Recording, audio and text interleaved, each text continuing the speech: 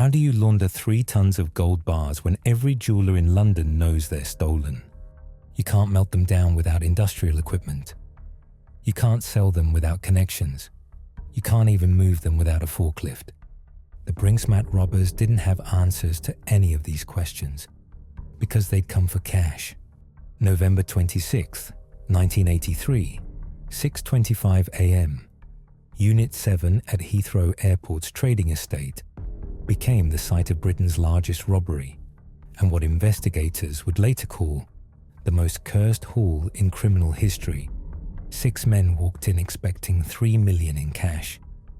They found £26 million in gold bullion instead. What followed wasn't just a manhunt.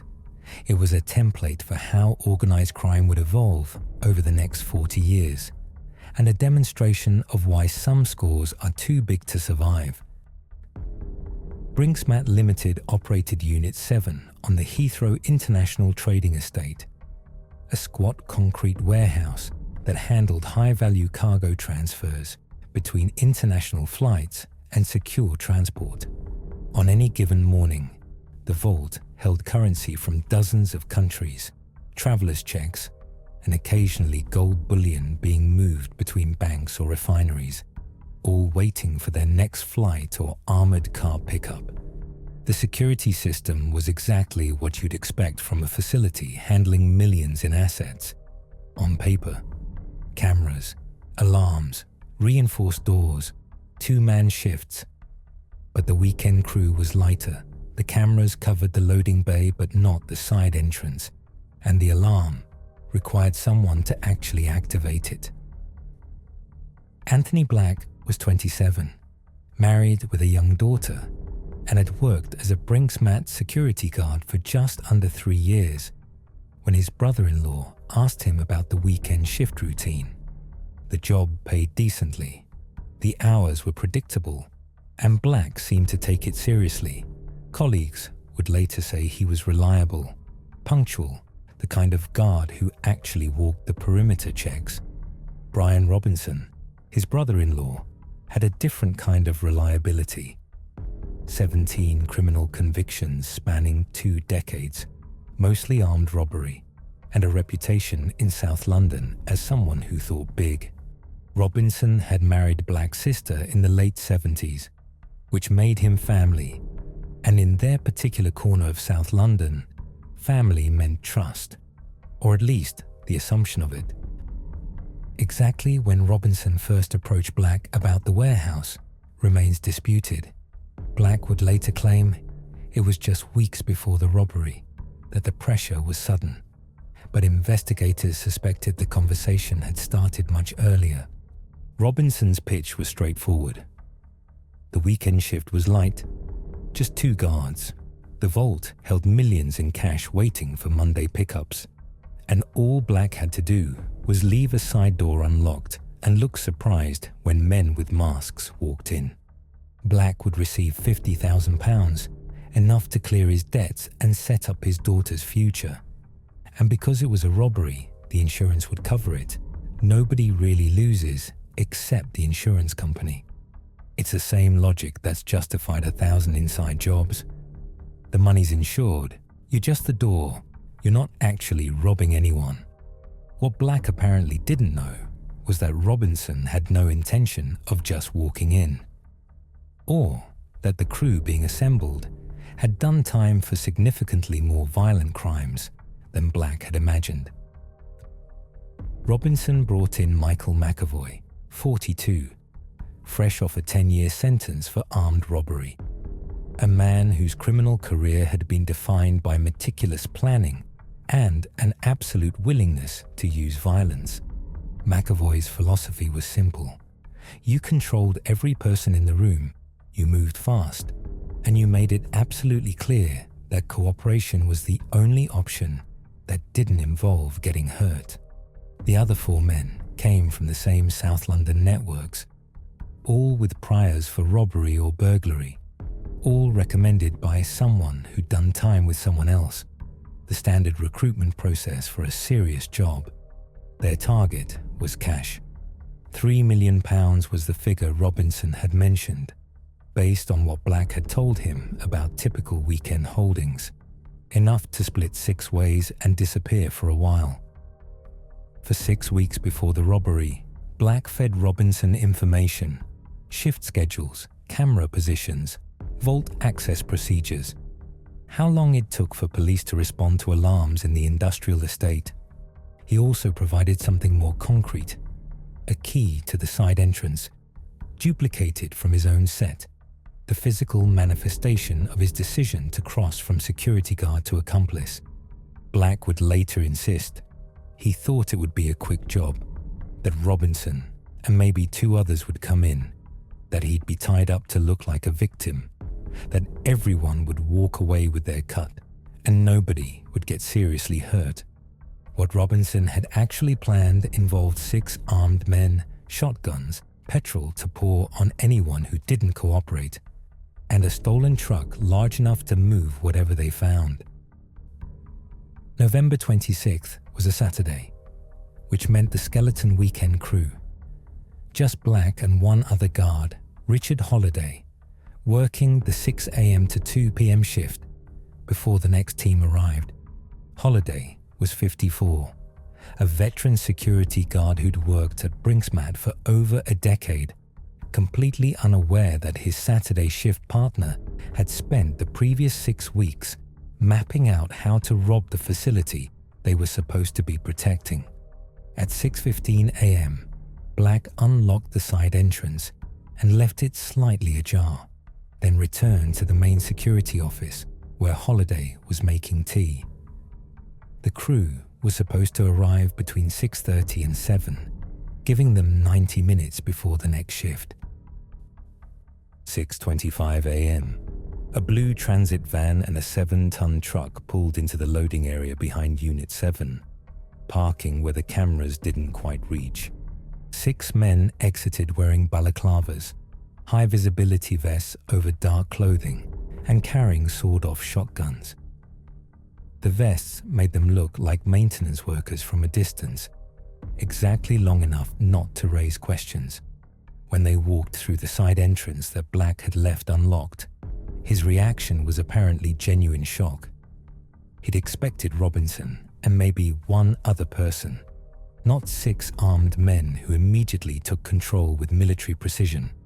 McAvoy moved first, shotgun leveled at Black's chest, ordering him face down on the floor, while 2 others secured Holliday, who'd been in the bathroom and walked out into a robbery he had absolutely no context for understanding. What none of them had anticipated was that there was a 3rd guard on site.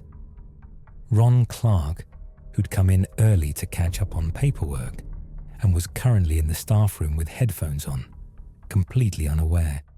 McAvoy put the shotgun against Black's head and told him to call Clark into the main area. Black's voice apparently shook when he made the call, which Clark would later remember. The fear in his colleague's tone that should have been a warning. When Clark walked in, he was immediately forced to the floor alongside the others, hands zip-tied behind their backs, faces pressed against cold concrete, while the crew confirmed they now controlled everyone in the building. What happened next would become a point of legal contention for years. McAvoy produced a can of petrol and began pouring it on the guards' backs and heads, explaining very calmly that anyone who didn't cooperate would be set on fire. Clark, terrified and soaked in petrol, provided the vault combination immediately. 6 numbers that he'd memorized as part of his senior guard duties, now given up under threat of being burned alive. The vault door swung open at 6:42 a.m. Inside they found 76 canvas bags containing approximately £3 million in mixed currencies. And behind them, on industrial shelving, 6,800 gold bars. Each bar weighed roughly 27 pounds and was stamped with serial numbers and refinery marks. This wasn't untraceable cash. This was 3 tons of identifiable bullion worth £26 million.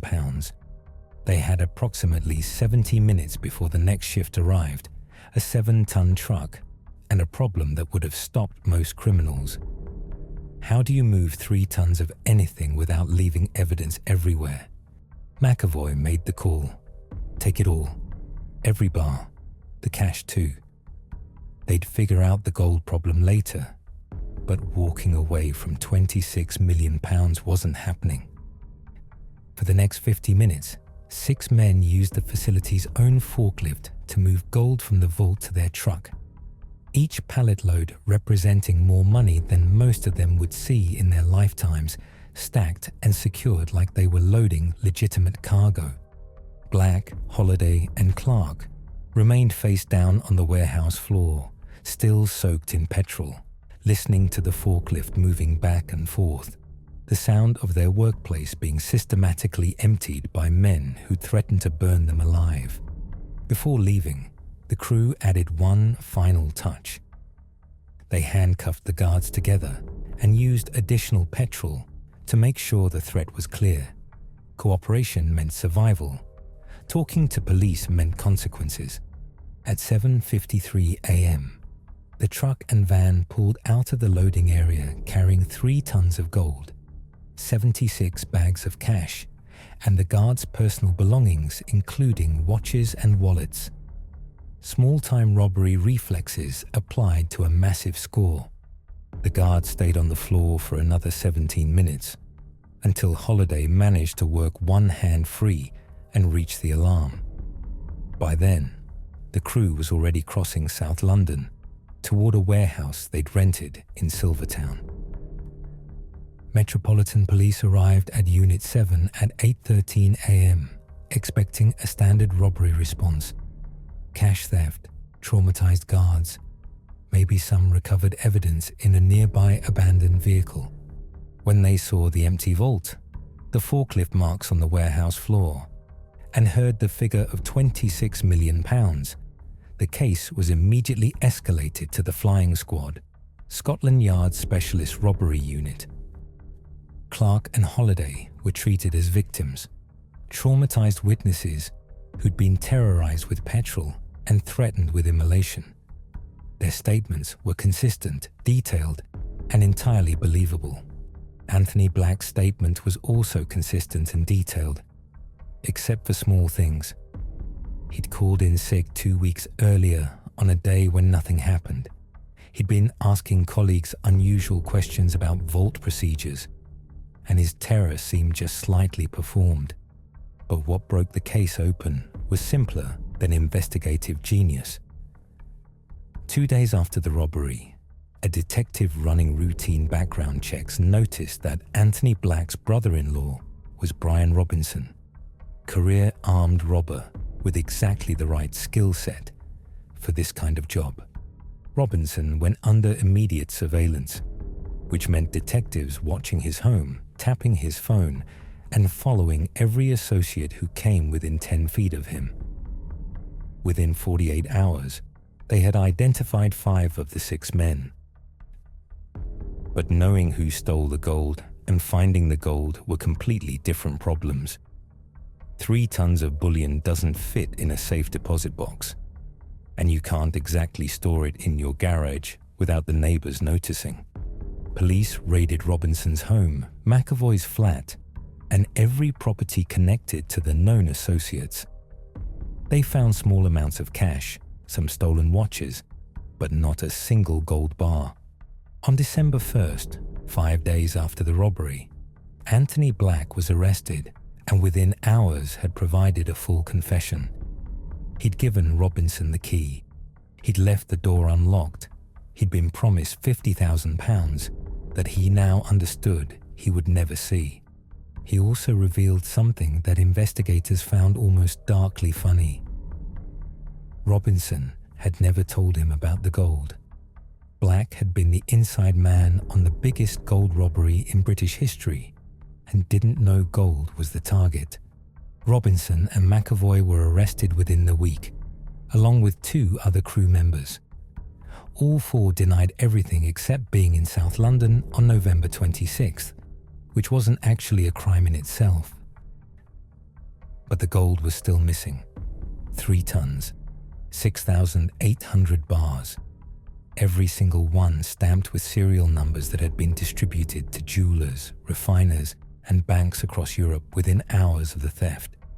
The question that had seemed rhetorical in the opening, how do you launder 3 tons of gold, now became the central mystery of the investigation, because someone had clearly figured it out.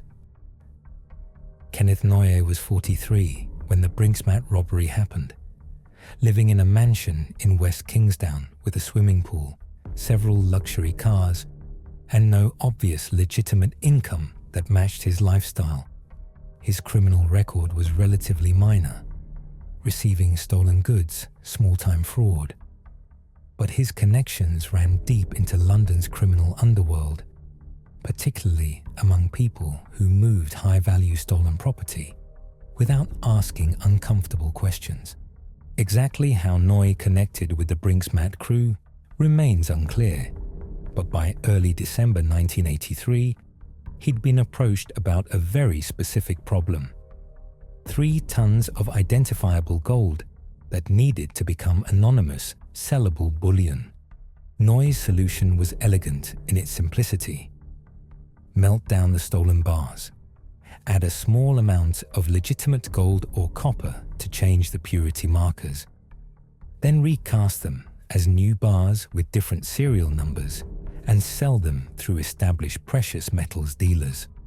To actually execute this plan, Noye brought in John Palmer, who ran a gold dealing business in Bristol and, more importantly, owned an industrial smelter capable of melting down bullion in bulk. Palmer was 43, ran a business called Scadlin Limited, and cultivated an image as a successful, if somewhat flashy, entrepreneur. Expensive watches, designer suits, the kind of gold jewelry that now carried an additional irony. What started as 3 men, Robinson, McAvoy, and 4 crew members, now expanded into a sophisticated network involving smelters, dealers, money launderers, and corrupt officials who could provide paperwork for gold's supposed legitimate origin. Gold bars would arrive at Palmer's facility, get melted down and recast with new markings, then be sold to legitimate dealers who were told the gold came from scrap jewelry or South American mining operations. Stories that were technically possible and impossible to quickly disprove.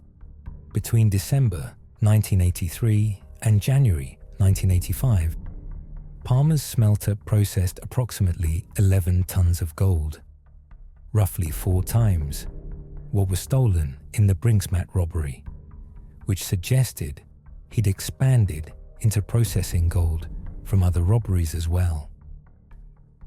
But Metropolitan Police hadn't stopped watching. Officers from the flying squad had identified suspicious gold transactions and were now conducting surveillance on Noye's property, documenting vehicles, visitors, and patterns. On January 26, 1985, Detective Constable John Fordham entered Noye's property wearing camouflage, conducting covert surveillance. Noye's dogs detected him, and what happened next became one of the investigation's darkest turns. Fordham was stabbed 10 times and died in Noye's garden.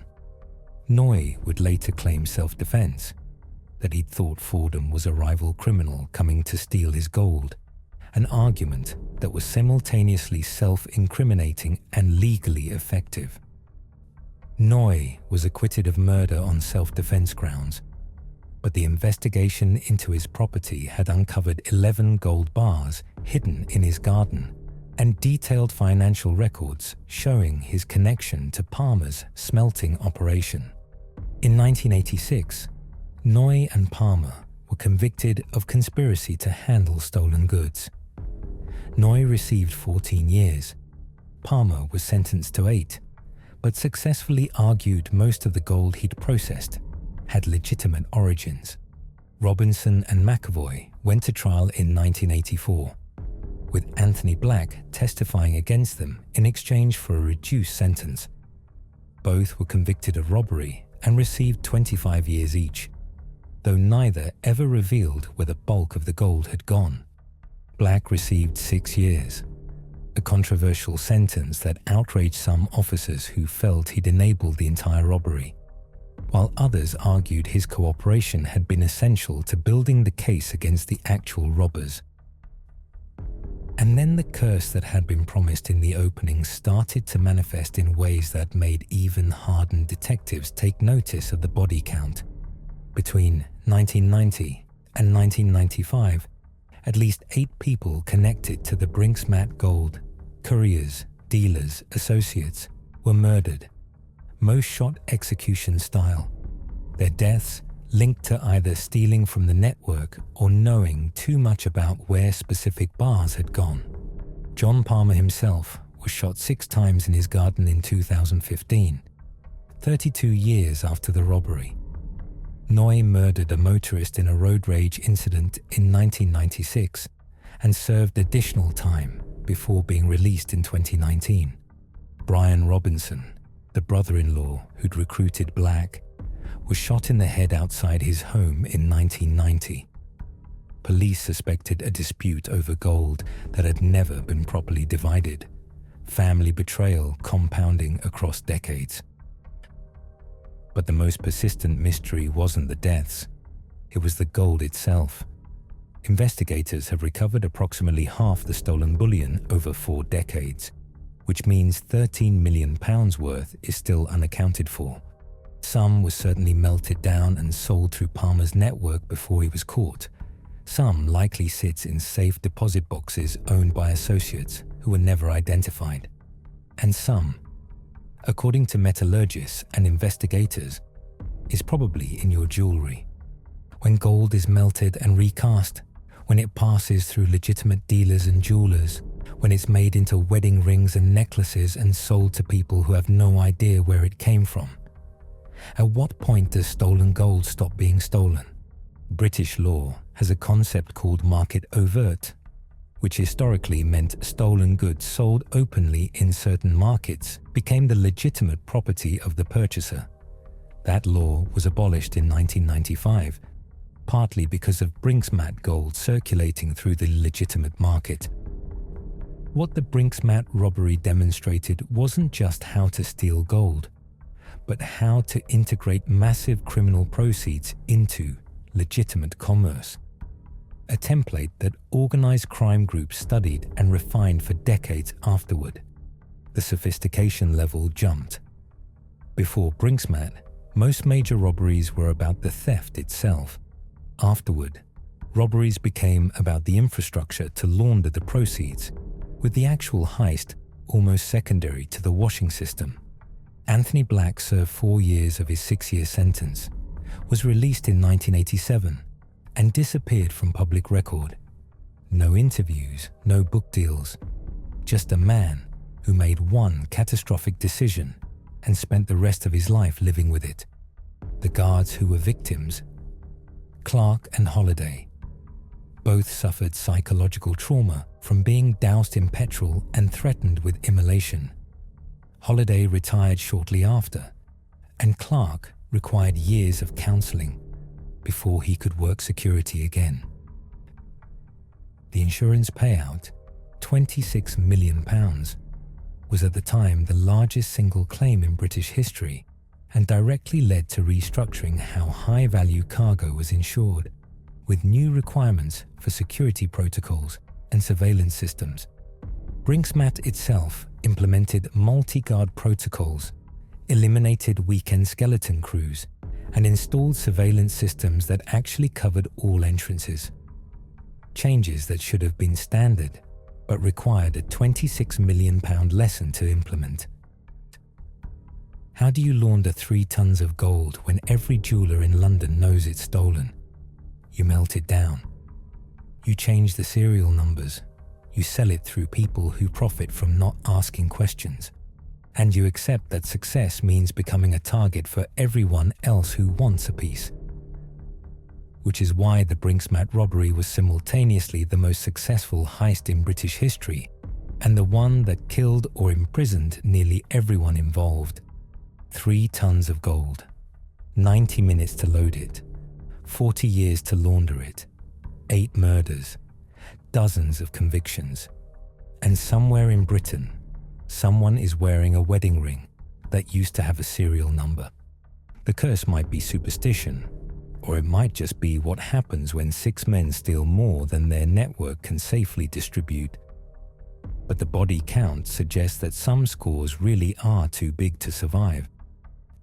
And Anthony Black, the inside man who thought he was helping his brother-in-law steal some cash, he gave Robinson a key and in return received 6 years in prison, a destroyed career, and the knowledge that his family betrayal had cascaded into decades of murder.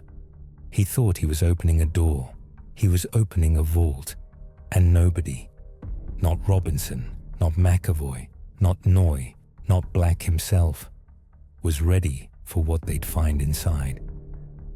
And that's where we'll leave it. Thanks for listening and diving into this incredible story. If you enjoyed this story and want more documentaries like this, hit the like button and subscribe to our channel. And see you in the next one.